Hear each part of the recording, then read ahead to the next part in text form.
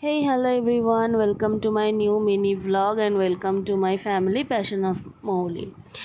তো তোমরা দেখতেই পাচ্ছ, এটা ছিল স্নানযাত্রার দিন, জগন্নাথ দেবের স্নানযাত্রার দিন। আমাদের বাড়িতে একটা ছোট্ট করে পুজোর আয়োজন করা হয়েছিল, সত্যনারায়ণ পুজো, এবং জগন্নাথ দেবকেও আমি বসিয়ে দিয়েছিলাম।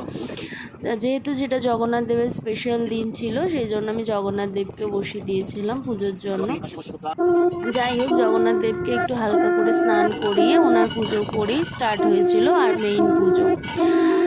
তো আমি সমস্ত জোগাড় করেই রেখেছিলাম, নৈবেদ্য সাজানো, ফল মূল সমস্ত কিছু। তারপর পুষ্পাঞ্জলি দিচ্ছিল আমার মা, আর তারপরেই শুরু হয়ে গিয়েছিল সত্যনারায়ণের ব্রতকথা। তারপর আমার বাবা কাজ করছিল ওখানে, তারপর শুরু হয়ে গিয়েছিল হোমের পর সমস্ত পুজো শেষ হয়ে গিয়েছিল।